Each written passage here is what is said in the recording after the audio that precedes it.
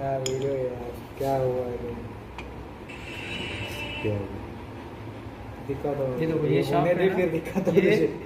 ध्यान में रखना, नीचे सपोर्ट देना चाहिए इसके नीचे, ढक्कन के नीचे।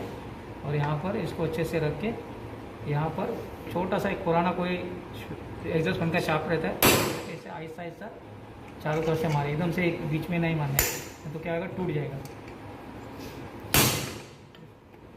देखो इस तरह से ये अंदर चल जाएगा, आराम से निकालना, कोई घायल नहीं करना। देखो इस तरह से आराम से। अभी ये टॉप कवर है, ये बॉटम कवर है, दोनों में हमको अभी नई बेरिंग डालनी है।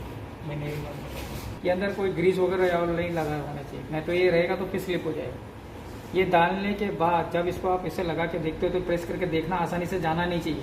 अगर आसानी से गया इसका मतलब ये हाउसिंग खराब हो गया, ढक्कन फेंक दो, फिर दूसरा फिर महंगा पड़ जाएगा।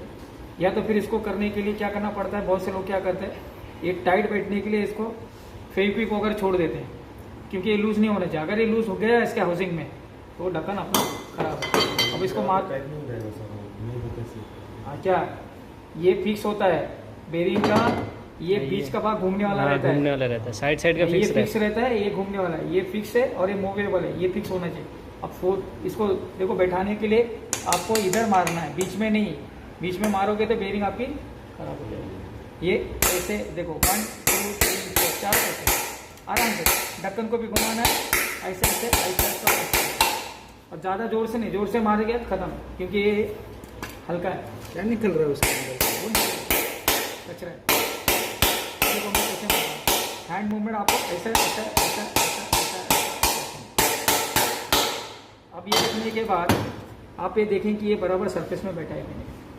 हमको ऐसे उंगली से छू के पता भी चल जाता है इस तरह से। हाँ। थोड़ा सा बाहर है। अब ये थोड़ा बाहर है, बस इससे ज़्यादा कोशिश मत करो, क्योंकि अगर ज़्यादा कोशिश करोगे तो टूट जाएगा। बाकी जो है फिटिंग में आने के बाद, अब इसको डालने के बाद आप इसको ऐसे घुमा के देखो, आपको कहीं आवाज़ तो खिड़खिड़ की आवाज़ नहीं आ रही है ऐसे। अगर इसमें आवाज़ आ रही है इसका मतलब आपकी बेरिंग बराबर से टूटी नहीं है, तो आपको इसको दूसरा बेरिंग डालना पड़ेगा। अब ये साउंडलेस है, इसमें भी आवाज़ नहीं है, आपको उंगली पे महसूस होगा। अगर इसमें गड़गड़ाहट है तो आपको उंगली से पता चल जाएगा कि इसमें गड़गड़ाहट है, बेरिंग खराब है, तो ये अभी ओके हो। उसके बाद आता है बॉटम कवर। बॉटम कवर भी बिल्कुल उसी तरह से सावधानी से पहले चेक कर लो कि अंदर कोई कॉइल ग्रीज वगैरह तो नहीं है। उसके बाद अभी जो बेरिंग दी थी कहाँ गायब कर मेरे इधर ये है 6202। ये भी आप इसमें ऐसे बिल्कुल प्रोसीजर वही है, इसको आप ऐसे दबा के देखें, नहीं जा रहा, मतलब ओके है। इसको उसी तरह से सावधानी से आहिस्ता आहिस्ता यहाँ यहाँ यहाँ यहाँ 1 2 3 4 ऐसा करके और घुमाते ये चाहे आप राउंड रोटेशन में बीच में फटका नहीं चलना चाहिए, बीच में लग गया तो खराब हो जाएगा। बैठ इसको भी इस तरह से जांच करें, इस तरह से आसानी से घूमना चाहिए, बहुत देर तक आवाज़ नहीं आनी चाहिए। आवाज़ नहीं आनी चाहिए। देखो एकदम फ्रीली घूम रहा है, इसका मतलब अगर तुरंत रुक जाता है इसका मतलब जाम है, तुरंत नहीं रुकना चाहिए, बहुत धीरे धीरे बंद हो जाता है। अब ये हो गया। अब आता है बारी प्रोसीजर इसको बैठाने के लिए। अब हमारे पास कौन सा स्टेटर है, ये है हमारे पास स्टेटर है, कभी भी याद रखना।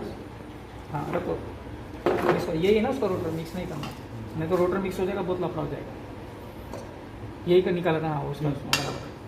ये रोटर जो है ना कभी भी याद रखना, अगर एक से ज़्यादा सीलिंग फैन खोलते हो तो सबके स्पेयर अलग रखना, नहीं तो इसका उसका चल जाएगा तो फिर एडजस्टमेंट करना भारी पड़ जाता है।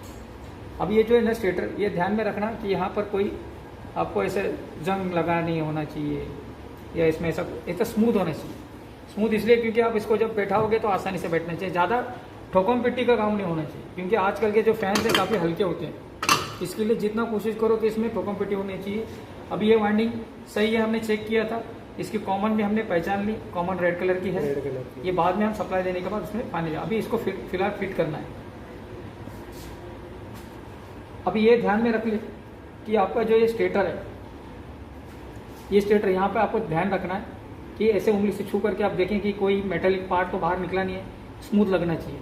ये इंपॉर्टेंट इसीलिए है क्योंकि अगर स्मूथ नहीं रहेगा, अगर कुछ पार्ट रहेगा तो जब फैन घूमेगा तो घिसने की आवाज़ आएगी, तो इसको भी जांच कर लें।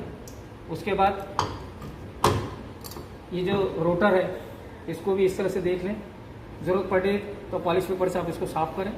जब तक ये इसमें अगर अभी देख लें अभी किधर कोई ऐसा आपको चुभ नहीं रहा है तो कम से कम इसको इस तरह से वो कपड़ा लेके में डालेंगे बाद में। ये जो है तेरा यूट्यूब चैनल पहले देखना पड़ेगा ज़रा। ये रोटर जो है इस तरह से अच्छे साफ, ऐसा इसमें से गंदगी है, जितना गंदगी साफ हो जाएगी उतना अच्छा रहता है, क्योंकि मैग्नेटिक फील्ड इसी के बीच में होता है। अब ये जो है ये रोटर जो है ये भी स्टैंपिंग से बनी हुई है, और ये स्टेटर और रोटर के बीच में बिल्कुल बहुत ही कम गैप होता है। अभी प्रॉब्लम क्या है, ये स्टेटर इसको मैच नहीं हो रहा, देखो ऐसा भी फॉल्ट आता है। अब देखो हमने यहाँ पर इसको कोशिश की, वाइंडिंग तो ओके, मगर अभी प्रॉब्लम ऐसा आ रहा है कि ये जो स्टेटर है ये इसमें बैठ रहा है, यानी इसका है। ये जो है इसकी खराब स्टेटर हमने निकाली थी। अब स्टेटर में भी ये फॉल्ट आता है कि हमारे पास अवेलेबल रहता है और बैठता है, तो पहले जांच करो, ये पहले जांच करो बैठता है कि नहीं बैठता। अब ये नहीं बैठ रहा है, इसका मतलब क्या है कि हमको ये अभी स्टेटर जो है इसको इसके बजाय दूसरा स्टेटर हमको लगाना पड़ेगा, ठीक है। ये देखो ये उसका ओरिजिनल है।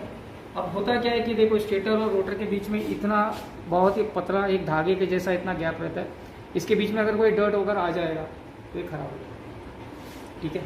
अब देखो ये हमने यहाँ तक कोशिश की है, अब अगली बार हम ऐसे स्टेटर लेके आएंगे तब इसमें हम लगा के देंगे।